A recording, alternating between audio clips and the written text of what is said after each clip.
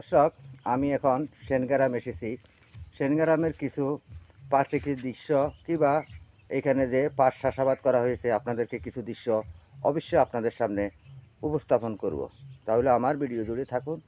এখানে মাঠ জুড়ে সম্পূর্ণ পাট আর পাট, সোনালী পাট দেখতেছেন। এখানে সোনালী পাট, পুরাটা মাঠে হলো সোনালী পাট এবং পাশে দিয়ে দেখতেছেন এটা হলো সড়ক। আমি সড়কে আসছি, যেমন এটারে সেনগ্রাম বলা হয় পাবনা সাতমোহর এলাকায়, কিন্তু সেনগ্রামে এসেছি। আমার এই দুই পাশে মাঠ, পাটের জমিন, যথেষ্ট পরিমাণ পাট এখানে চাষাবাদ করা হয়েছে। কিংবা বিদ্যুতের লাইনও আছে, এখানে বিদ্যুৎ আছে, এখানে পানির সেচ দেওয়ার মতনও ব্যবস্থা আছে। আমাকে যারা ফেসবুকে দেখে থাকেন, আপনারা ইচ্ছা করলে আমাকে টিভির পর্দায় দেখতে পারবেন। ইউটিউব চ্যানেলে সার্চ দিলে আব্দুল মতিন আদর্শ গ্রাম কৃষি ও মুরগির খামার, অবশ্যই আপনারা আমাকে টিভির পর্দায় দেখতে পারবেন। প্রিয় বন্ধুগণ, আপনারা সবসময় আমার কৃষিভিত্তিক ভিডিওগুলো দেখেন। আমি চট্টগ্রাম থেকে পাবনায় এসেছি। এই জায়গাটার নাম হলো সেনগ্রাম। দেখেন আমার দুই পাশে সম্পূর্ণ কৃষি জমিন, পাট, গবাদি পশুর খাদ্য এখানে চাষাবাদ করা হয়েছে। এই যে দেখতেছেন এখানে রোডের পাশে কত সুন্দর, এগুলা সন বলা হয়, এগুলা দেখতে অনেক সুন্দর।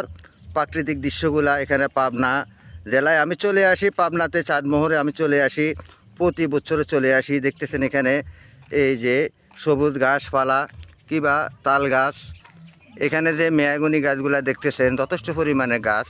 বৃক্ষ আমাদেরকে বজ্রপাত থেকে বাঁচায়, বৃক্ষ আমাদেরকে প্রাকৃতিক দুর্যোগ থেকে বাঁচায়। তাই আমি আপনাদেরকে সব সময় বলি, আপনারা বৃক্ষ রোপণ করেন। বৃক্ষ রোপণ করলে বৃক্ষ আপনাকে কাঠ দিচ্ছে, অর্থ দিচ্ছে, বৃক্ষ আপনাকে সব কিছুই দিচ্ছে। এই যে দেখতেছেন যে বৃক্ষগুলা, এগুলো হলো সম্পূর্ণ সামরাইজ গাছ, কিন্তু এই গাছ আপনার যথেষ্ট পরিমাণ কাঠ হয় কিংবা মোটা মোটা হয়ে গেছে। এখানে আমি আছি বর্তমানে, এটা হলো কবরস্থান।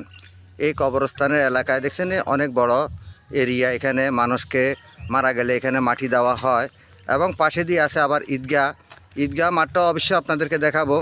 আর পাশে দিয়ে যে সড়কটা বয়ে গেছে, এই সড়ক দিয়ে আমি হেঁটে যাচ্ছি।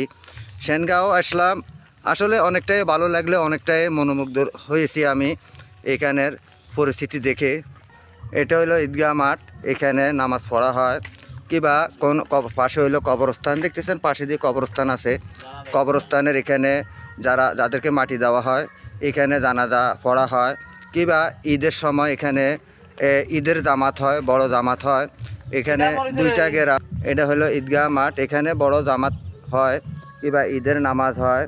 এখানে যারা মৃত্যুবরণ করে তাদেরকে এখানে নিয়ে আসা হয়, এখানে তাদের জানাজাগুলা হয়।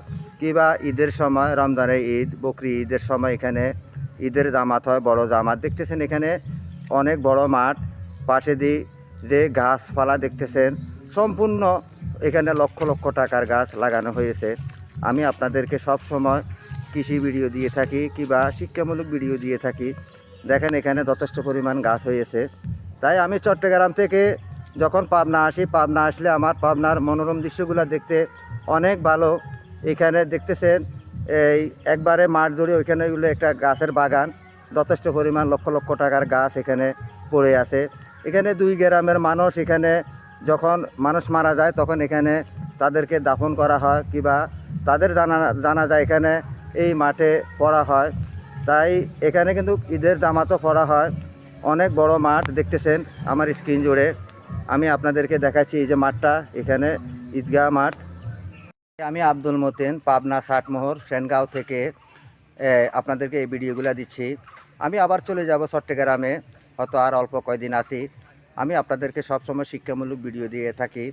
সকলকে ইউটিউব চ্যানেল ও ফেসবুক পেজের পক্ষ থেকে আন্তরিক ভালোবাসা, প্রাণঢালা অভিনন্দন জানিয়ে এখান থেকে বিদায় নিচ্ছি।